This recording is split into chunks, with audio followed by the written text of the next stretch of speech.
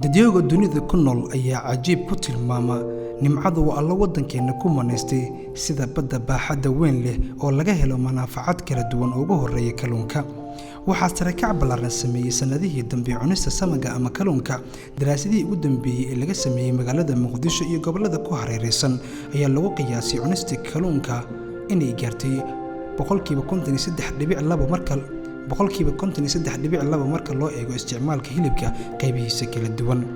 dalkeena Soomaaliya ayaa caan ku ah cunista hilibka ku dhawaad maalinkii la qalo xoolaha noocyada kala duwan sida ariga, geela iyo lo'da.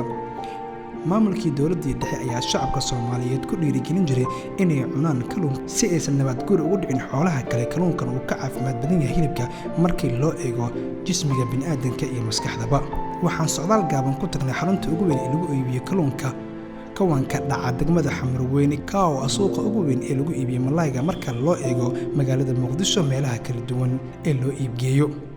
inagoo u koorgareyna xaalka kalluunka oo marayo iyo heerkiisa kala duwan xilliga haatan lagu jiro subaxii hore ilaa iyo saacada habeenkii, maadaama kalluunka haatan suuqyada magaalada Muqdisho lagu arkayo inuu ku soo badanayo waliba uu gaaray heer uu la tirsado hilibka gaduudan oo aad ka Soomaalida ay u isticmaasho marka ay timaado maalinlaha cunnada guryaha marka laga cuno. bismillahi rahmaani rahiim. waa anigoo ah magacayga Ibrahim Cabdullaahi Awees oo ka shaqeeyo degmada Xamarweyne gaar ahaan kawaanka malayga. السلام عليكم ورحمة الله وبركاته. سوماليين ميل بو أجوبتا وسلامتين وحدين سلامينا سلامة إسلامك ماشي عاكو سقولنا وكوانك ملاي حمرويني حالة كلونك وسيدة أجيدان مت كان يوم بي الله آدي آذا أول تخانين ملاي آذو أيري هاي وحصوي ملاي أنو يرادو وقاد دبيلا جيرو marka maadaama hadeertaan isbuucyadii ka hor aan soo dhaafnay oo kalluunka aad iyo aad u tiro badnaay hadeertaan waxa ku jirnaa bilo dabeela ah oo kalluunka aad iyo aad u yar yahay sida u jeedaan kawaanka malayga uu ku yar yahay kiiladii jeedarka waxa la gadaa $3 oo maraya kiiladii yumbiga $4 bar ilaa $5 maraya isbuucyo ka horna kiiladii jeedarka wuxuu mari jiray $1 bar ilaa iyo $2 kiiladii yumbigana $3 mari jiray sixirka isbarray darteed oo kalluunka aad iyo aad ugu kacay sida u jeedaan aan ka daacada kawaanka malay la'aana. bismillaah noocyada malayga aad iyo aad u fara badan yahay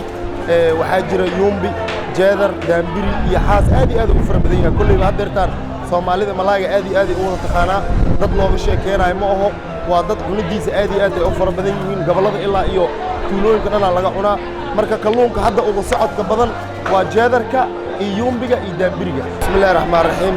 maadaama hadeertaan kalluunka cunidiisa aad iyo aad dadka u barteen ilaa iyo magaalada ilaa iyo tuulooyinka laga soo doontaa xataa gobolada waa la geeyaa inta badi maadaama asalkii hore kalluunka cunidiisa aad iyo aad dadka u yaraayeen hadda hilibkii iyo malayga aad iyo aad loo cunaa waxa sababeyna dadkii fahmeen wayna fiican tahay sheyga adiga u leedahay khibradda inaad fahantid waxyaalaha annaga aan leenahay oo Ilaahay nagu deeqay waa kalluunka cunidiisa inaa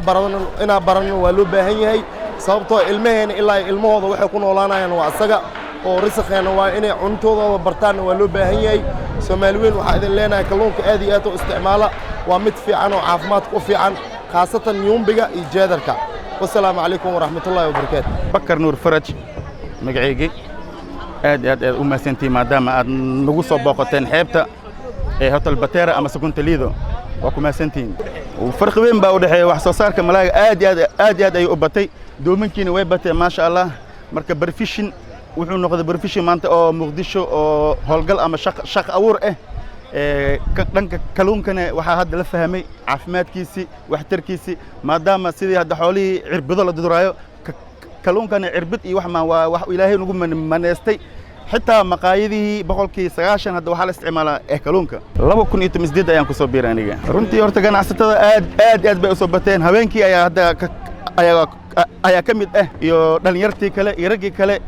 marka wuxuu noqday wax soo saarka Ilaahay ayaan u maneestay alxamdulillah. haddana waxa way hooshina waxa sanadka kale wuu kasii ay badanaa. dunidan casriga ayaa noqotay cayn halka fahanka dadka ee cunada maalinlaha u wanaagsan caafimaadkooda sidoo kale ay sii badanayaan waxaana la sii fahmayaa in kalluunka uu wanaagsan yahay jismiga iyo maskaxdaba sida Soomaalidu haatan ay u sii badanayaan warbixintan ay ku taabanayno. waa xamdi weyn waxayna haysanaa dal laga helayo qodad fresh ah kalluun tiro badan iyo hilibka noocyadiisa kala duwan oo aad u tiro badan balse kalluunka ayaa lagu tiriyaa munaafacaadka ugu weyn ee bini'aadamka weliba dalkeenna aadka looga helo dalal kala duwan ayaa ganacsi ka sameeya kalluunka baddayna ay ka helaan taa oo kuu sheegaysa inuu yahay kalluunka ugu wanaagsan dunida haatan aan dul saarannahay marka la eego kalluunka laga helo badda dadkeena Soomaalida ayaa haatan mar ka sii dambaysa sii fahmaya awoodda uu leeyahay kalluunka waxaana sii baranayaan inay wax badan noloshooda ka bedelaan markii timada cunista kalluunka wallow uu isku bedelo sida xilligu isku bedelo qaabka loo helo ee loo soo geeyo ay Soomaalidu ku faa'iideysanayaan xilliyada aadka badda ugu soo baxo kalluunka inay isticmaalaan sanadkii 2 jeer ilaa 3 jeer si wacan marka looga helo badweynta dalkeena martay Indian Ocean